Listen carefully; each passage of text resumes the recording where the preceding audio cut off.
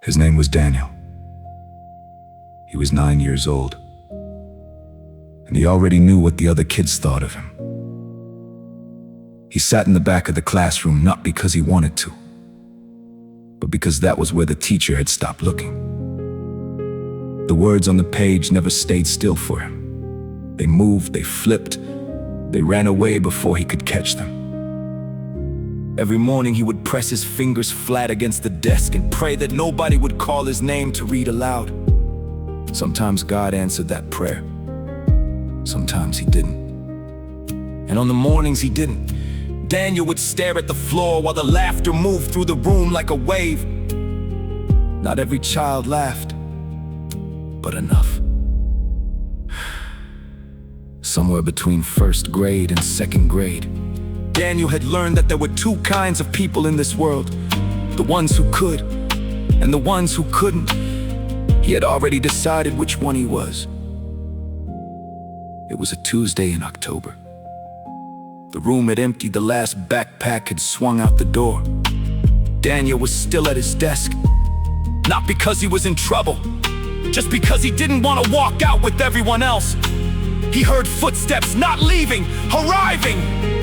Miss Anna stood in the doorway. She was holding 2 books and a cup of tea that had gone cold an hour ago.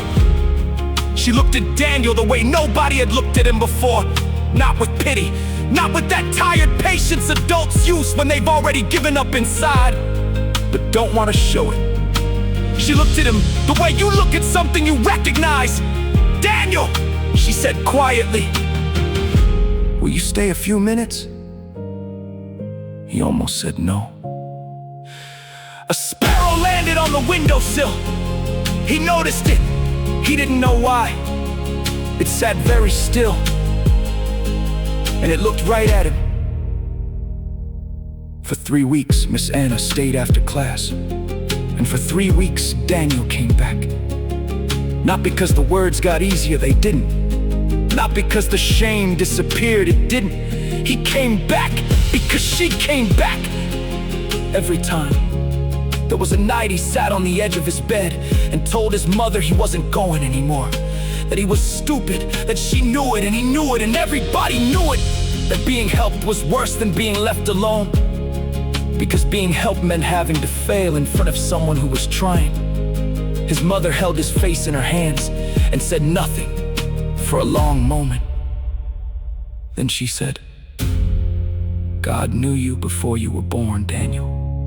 Every part of you. Not the part you show people. Every part." He didn't understand what that meant. But that night, he went back. The morning it changed was a Thursday in December. Miss Anna placed a small card on the desk. 3 words. She pointed to the first one and waited. Daniel looked at it. Something was different. The word was standing still. He read it. He read the second word. He looked up at Miss Anna. She was not smiling the way people smile when they want you to know they're proud of you. She was smiling the way people smile when they've been waiting for something they always knew was coming. Again, she said softly. He read all 3 words. The sparrow was on the windowsill again.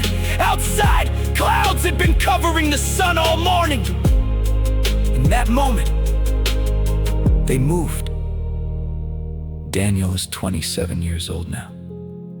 He stands in front of a classroom. 31 children, 3 rows. And in the back row, a boy who is pressing his fingers flat against the desk and praying that nobody calls his name. Daniel knows that prayer. He has prayed it himself. He picks up a book, walks slowly to the back of the room, sets it on the desk in front of the boy. He doesn't say a word. The boy looks up. Daniel just nods. There is a sparrow on the windowsill. The boy notices it. Funny, he thinks. It's looking right at him. God sees every sparrow that falls, every single one. has never, not once, looked away from you.